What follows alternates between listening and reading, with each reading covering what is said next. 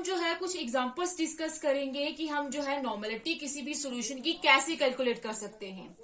तो हमारे पास एग्जांपल है, calculate the normality of a solution containing 31.5 gram of hydrated oxalic acid in 1250 ml of solution. हमने क्या करना है, नॉर्मेलिटी सॉल्यूशन की कैलकुलेट करनी है। इसमें जो है अगर हमारे पास 31.5 gram of hydrated oxalic acid को डिसॉल्व किया हुआ है हमने 1250 ml ऑफ सॉल्यूशन में।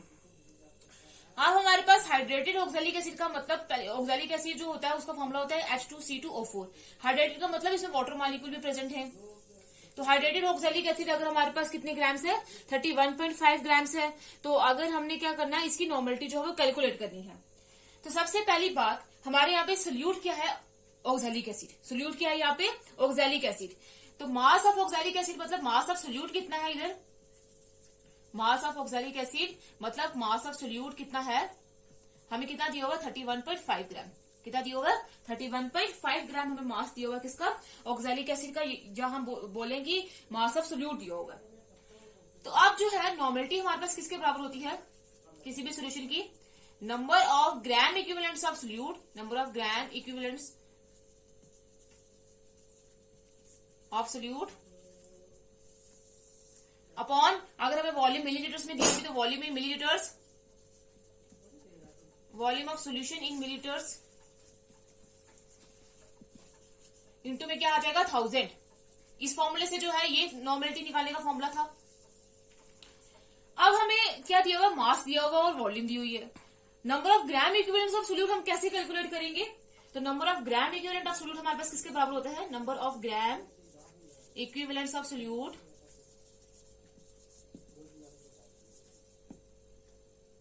is equal to mass of solute upon equivalent mass of solute।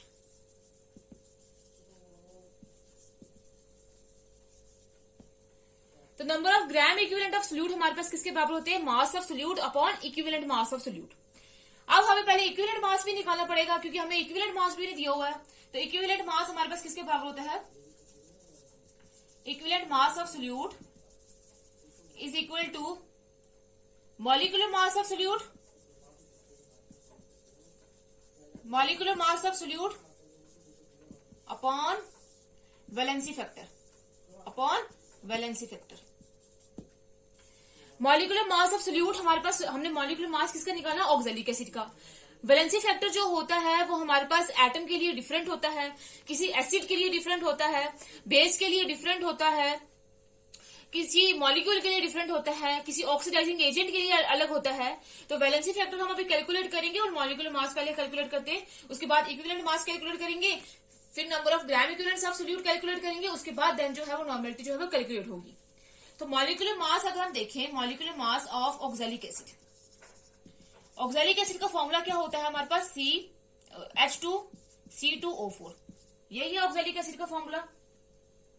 अगर हम इसमें से क्या करेंगे, उसमें जो है 2 टाइम वाटर भी हाइड्रेटेड है हमारे पास, हाइड्रेटेड ऑक्सैलिक एसिड है, तो ये हमारे पास इसका फॉर्मूला।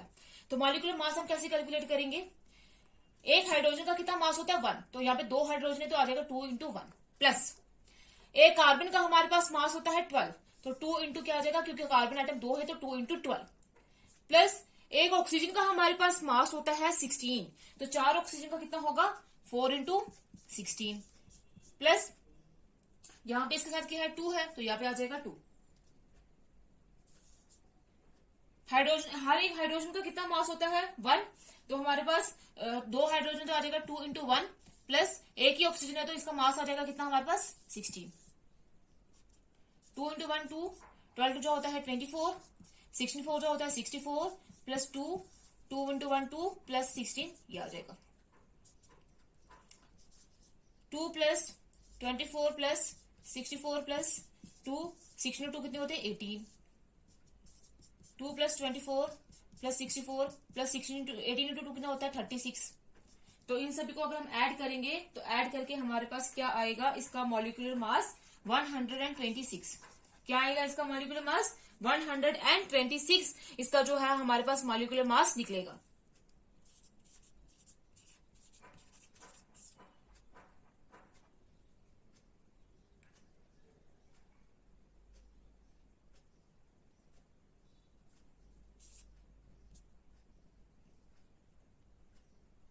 ये निकल गया 126।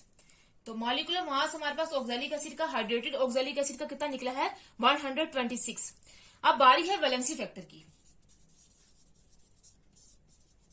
वैलेंसी फैक्टर हम ऑक्सैलिक एसिड के लिए कैसे कैलकुलेट करेंगे? हमारे पास जो ऑक्सैलिक एसिड है वो हमारे पास क्या है, एक एसिड है। इसको हम अगर इसका स्ट्रक्चर देखें तो ऑक्सैलिक एसिड का स्ट्रक्चर ये होता है और फॉर्मूला इसका ये है H2C2O4। अगर हमारे पास ऑक्सैलिक ये जो एसिड है ये एसिड है, तो किसी भी एसिड का वैलेंसी फैक्टर हम कैसे रिप्रेजेंट करते हैं या कैसे कैलकुलेट करते हैं कि कितने H पॉजिटिव आयंस वो डिसोशिएट होकर देता है। वैलेंसी फैक्टर किसी भी एसिड का क्या होता है कि कितने अगर हम उसको डिसोशिएट करेंगे, ब्रेक करेंगे, तो वो कितने H पॉजिटिव आयंस देगा, वो ही होता है उसका वैलेंसी फैक्टर। तो अगर हम बात करते हैं ऑक्सैलिक एसिड की, तो इसका फॉर्मूला क्या होगा COOH।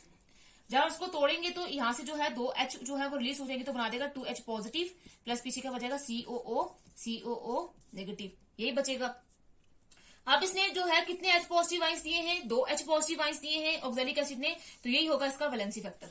यही होगा इसका क्या, वैलेंसी फैक्टर। तो वैलेंसी फैक्टर किसी भी एसिड का क्या होता है, कितने H पॉजिटिव आयंस उसने क्या किए हैं, H पॉजिटिव आयंस दिए हैं, वही उसका क्या होता है, वैलेंसी फैक्टर।